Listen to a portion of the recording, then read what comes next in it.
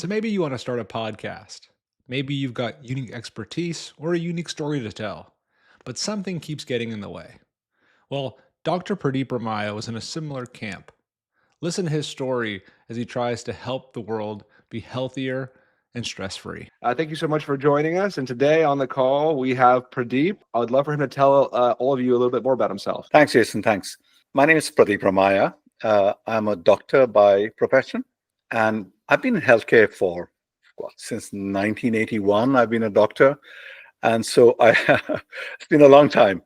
And through that long period of time, I've obviously learned a lot about people and about through my observations of people, through the health journeys.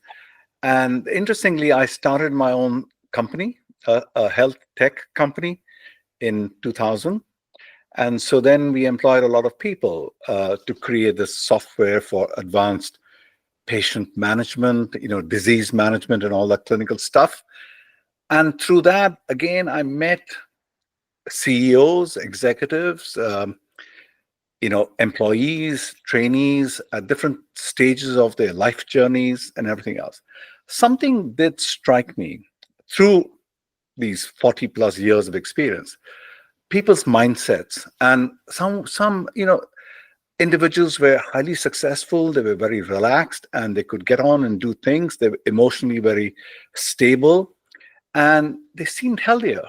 And the others who were uptight and anxious and always concerned about this and that, they tended to have a lot more health issues. And I've always believed that the mind has so much control, so much power over your health, well-being, and life in general. So when I had an opportunity, after having done all of medicine and then the health technology company over another 20 years, so in about 2000, just about COVID time, I decided I wanted to do something different. I wanted to focus on the individual, the person, rather than the health system, which I was involved in, or patient care. So when you come down to the individual, I wanted to understand how maybe if you can reshape the way people think, then they can lead better lives, not only from a health point of view, but from a relationship, from business, from any way you want to look at it. So I decided to label myself a mindset strategist. And I wanted to create a storyline. And that's why I came up with this moniker called the Existential Chef. And the whole idea about the Existential Chef was that life throws ingredients at you, which you can't choose, you can't select. But then, just like a chef, you throw any set of ingredients, he will make or she will make something quite amazing with the set of ingredients you have. So that was the concept of the Existential Chef. Look, whatever you have, whatever life throws at you, come with me and let's discuss how we can make the best of what you have. And the whole idea is through converting your mindset, through reshaping the way you think, you can do amazing things. So then I started a website maybe 2 years ago and started writing a lot of blogs and about my concepts, about my ideas, and I taught myself life coaching. Got myself certified as a life coach, just to bring all these elements together. But then I realized that the blogs were great, but people don't have much time to read through blogs. And podcasts was something which really interested me. And then obviously the video, which will come to in a second, YouTube. So I thought, let's get on to podcasts first. And the challenge about podcasts, and this is before Jellypod, right? And the challenge with podcasts is great. I can sit and talk, all right? I can read, put out a script, talk, but it was quite plasticky. It wasn't natural. And you need a conversation with people to make a podcast exciting. Now, where do you get these individuals from? I can call a friend, but it's not that, I'm a great podcaster and people are dying to be interviewed by me. I'm not at that stage anyway. And so that was a stumbling block. And honestly, and this was something I parked away, and I thought, okay, I'm going to come to it. And then in January this year, 2025, or December last year, I don't know when it was, and suddenly NotebookLM came along, right? And then I suddenly realized, oh my God, there's a NotebookLM. You put all your stuff into Google's NotebookLM, and it creates a conversation. from your content, and that was pretty exciting. But then very quickly the glow disappeared, because it was again very artificial. It was just these two individuals with the same two personalities, and they keep mentioning sources say this and sources say this, and there was no control over it. And although I did my first conversation using Google NotebookLM, I just wasn't happy. And lo and behold, suddenly out of the blue, I don't know what I was doing. I was browsing through YouTube channels, and this Jellypod thing comes along. And I thought, oh my God, you know what? This is exactly what I want. And so this is back early January, I think, of 2025. And so I went on Jellypod, created an account, and and created my first little test script. And it was really exciting because, number one, I got full control over the content. I could control the chapters, the scripts. It took me time to understand, but now that I understood, and then the quality of the actors, the voice, whatever you call them, I think they were so different to any other product I reviewed. I reviewed 11 Labs and some others all over the place, but nothing had the personality. Honestly, nothing had the personality. And one thing I really liked about Jellypod was, these voice actors you have, the attributes you can give in the description, and that creates the character. It was just exciting. And I created a couple of characters, and I thought, oh my God, I can change a lot of this stuff. And then I created, my own voice clone, and I gave my characteristics in the voice clone. And it actually matched up really, really well. When I first created my first podcast, I was excited, and oh my God, this is it. I've reached it, and now I'm free to do what I want to do. So I've now kind of published. I've published the first one, and I sent it out to my network of LinkedIn network and Facebook network and close friends and family and all that. And the response was incredibly positive, incredibly positive. And a lot of them did not even realize that it wasn't me speaking. And a lot of them realized my co-host, I call Arya. I created this AI co-host called Arya. And they thought, a lot of them in my golf club, they said, oh, is that your daughter you're speaking with? So I said, no, it's my own creation. And so everything works really well. And the moment I did the first one, I thought, hang on a minute. Now, actually, I've got a studio, a personal studio of mine with actors. I've got total control over it. And so what I do now, and I'm going to do more and more of this, I create my own voice. Using my own voice, I create the whole introduction to the topic I'm going to be talking about. And then I say, now, let's listen to the Existential Chef and Arya dissecting this topic out, right? And so I can give the introduction myself with the intro music in the background, and then start the drama, start the program, switch on the channel. And then these two communicate with each other. And of course, I have total control of the script and the dialogue, which I can modify before I release them onto the stage. And it's just incredible. And now then I can do an outro where I complete the show and then give my opinions.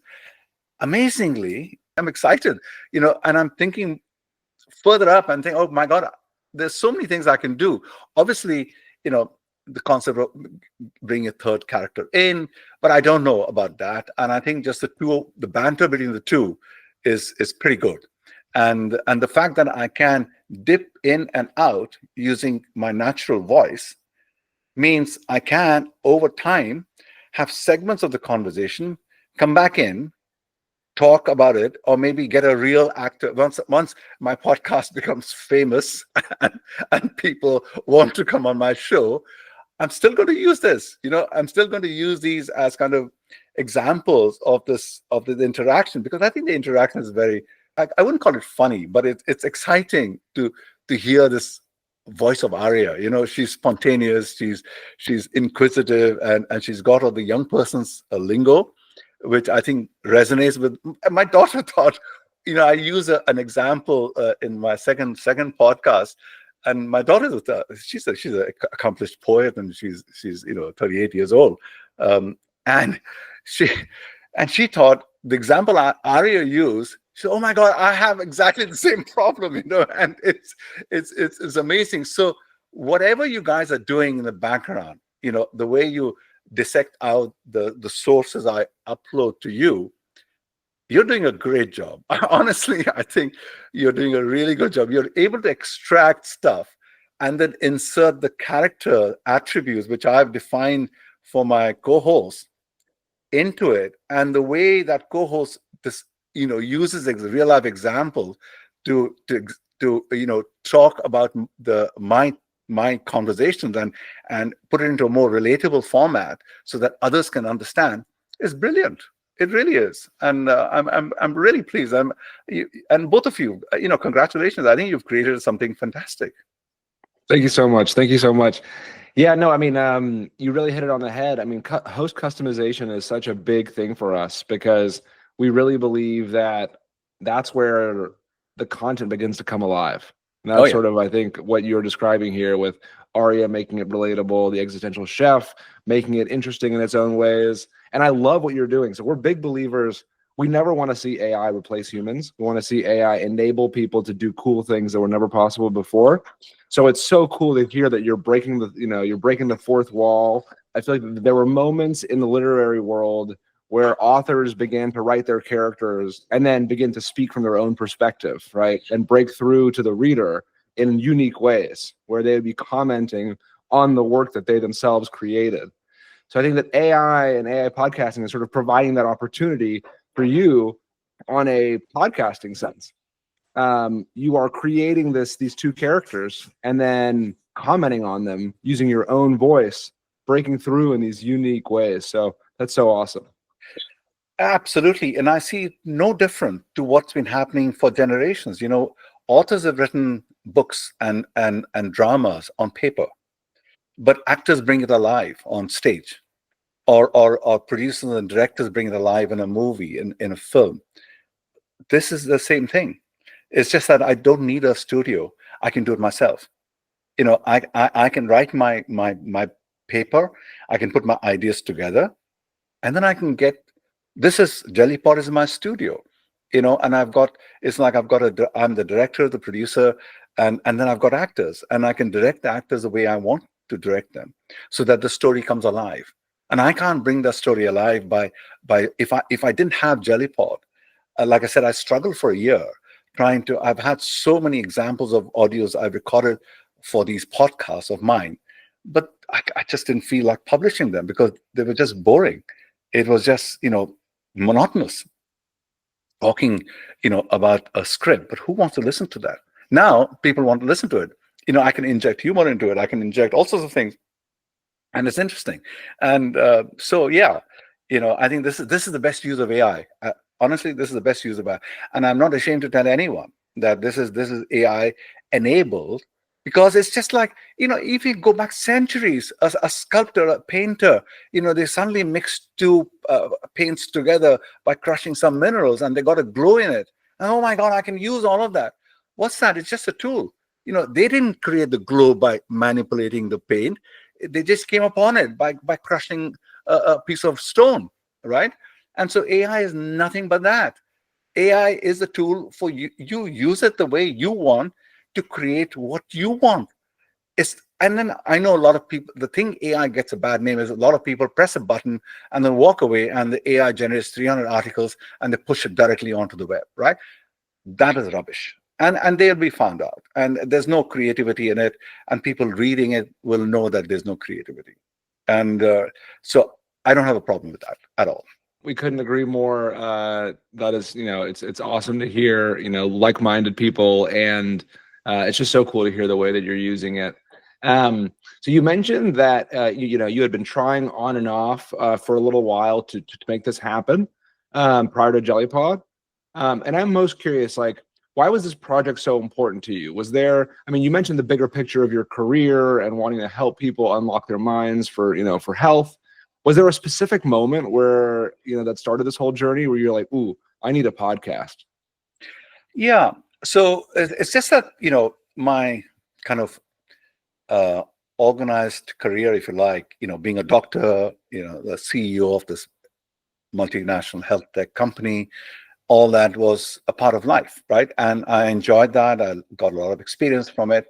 And then I wanted to kind of come away from all of that, the organized world, if you like, and be on my own, and and yet be able to do something to help people, because that fulfills me. That gives me energy to wake up every day and say, this is what I'm going to do. And I know from my personal interactions with people how much my interactions with them help them, because they keep coming back to me and saying, can we have another conversation? Can we have another conversation? Right. And I wanted to scale this. And I don't want to be in a position. I'm retired now. I'm 68 years old. And so I don't want to keep working for anybody else. And I want to be able to play golf when I want to. I want the freedom that my life gives me right now, and yet I want to be productive. So if you put all of these things together, AI, computing power, all that, and the reach it gives you is amazing. And the reason for podcasts was because I know a lot of people listen to podcasts while commuting, and it's much easier while in the gym, while walking the dogs, or whatever. It's much easier to consume content using audio. And obviously, video is the next. And I'm still looking for, I don't have a Jellypod equivalent in video. I've looked at InVideo and all the other, video creating tools using AI, but nothing has popped like Jellypod popped at the moment. So I've got the solution for podcasts. I'm waiting for the solution for videos. If it comes, when it comes, I'll deal with it. But right now, I think with Jellypod now, my interest is, how can I promote this more and more and more? So for more people to listen to. I mean, even just today, somebody, send me a message saying, "Oh, when is the next podcast coming?" So the whole system of podcasts in Spotify or Apple, they don't promote it. They don't update subscribers that there's a new episode available.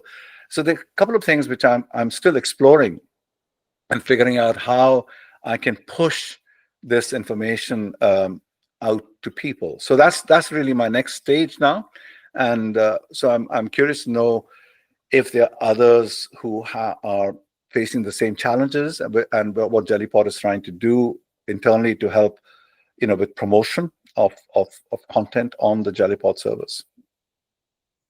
Yeah, definitely. I mean, this is definitely top of mind. We launched like custom websites and custom domains. To like, a big part of that is so that it picks up on SEO, so that organic traffic flows to your podcast that way. Spotify, we find, is very focused on retention. So they're really about trying to help people like come back and listen to the same stuff over and over again. But platforms like YouTube seem to be more suited for growth. So we're trying to find ways to help people put their best foot forward on YouTube so they can attract those listeners. And then, of course, either continue to listen on YouTube or, in theory, move them over to Spotify, whichever. But that's, it's interesting watching the platforms. The two biggest platforms right now that are most active in it are YouTube and Spotify, with Apple Podcasts being the legacy. I mean, they're the ones that coined the term podcast. So those three being the biggest growth channels, but they're sort of trying to find different spots in the broader market. But no, it's definitely not lost on us, and we're trying to find ways to help people grow using Jellypod, most definitely. But it's funny because it blurs the line. We're not trying to become a media company. We're trying to be a tool company. So once we start to like artificially promote or do things like that, then we become more of a media company. So it's a difficult trade-off for sure, but we definitely understand that it's top of mind for our users. Yeah, no, I think you're right. I think you should stay in your own space. But what you could do is, obviously, because you're as part of that background industry, if there's any knowledge articles on how you can help others, exploit some of these areas and how to market them, that would be helpful. So I don't. Yeah, you're right. I don't think Jellypod should become a media company. I think what you guys are doing, amazing. Some more questions, I guess, about your journey is. Made that first podcast and you were getting excited about it. What was something that you were looking for to sort of to justify continuing? Like, was there a certain outcome or something that you were hoping to validate with your first proof of concept before going, full steam ahead? I think it was very natural. I think the conversation was very natural, and that's when it ticked all my boxes. The moment I saw the interaction between Arya and the chef in this conversation, I thought, wow, that's fantastic. And but as far as my satisfaction was concerned, yeah, it ticked all the boxes straight away. The very first episode ticked all the boxes, and so now it's just my creativity of how I can use that better rather than anything to do with the technology which is available to me. Were there any unexpected benefits? You mentioned the naturalness kind of checked all the boxes, but were there other things that sort of in your flow were like, oh wow, this is awesome, I can't believe it? The way you deal with the sources, right, and you structure the chapters, and again that it's amazing how well you do it compared to some other tools which are there. And I think the script which comes out, I mean, I've tried ChatGPT as well to say, okay, give me a podcast script out of the same document. It's insipid. I think you guys add a lot more character. How you do it, I don't know, but there is a lot more character. There's a lot more intelligent separation of the chapters and creating the different chapters for. So, to be honest, and it is really good. I think the chapters and once the script is laid out, there is a beginning and there is an end and there is a middle. You can't do it any better. And so I know behind the scenes you are tackling APIs of different AI tools available out there, but somehow whatever you've done as the amalgamator, if you like, is great because it just does things well. What was the thing about Jellypod that won you over? It was the way it created the script. I think it gave the script a personality. It gave the script. It wasn't insipid. There was a flavor to that, and that's what got me. I think the way you took the sources and converted it. It was different, and that was compelling. That was compelling. And so that's compared to the notebook LLM conversations. They were good, don't get me wrong, they were really good. I think they dissect out and they dissect out lots of stuff, but maybe too much. For a podcast, I think the level at which you guys have done was perfect. And so in some instances I have gone to notebook LLM, see what they give out as a conversation, and if there's some important points they picked up, I take those important points, put it back into the chapter section, and then generate the script. And then if in the script it doesn't come across, then I can go to the script and add it there. So it's all of this which gives me total control of the end product. Amazing. So both the customization, or sorry, the personality is the bedrock of it, and then the customization really takes it to the next level. Correct. Absolutely right. Yeah. And I don't think anybody else does that as well as you guys do. Much appreciated. I guess in closing, I have one last question for you, and that is, if you were to describe Jellypod to a friend in a single sentence, what would you say? Jellypod is my personal podcast studio. It has everything I need to construct whatever I can dream of.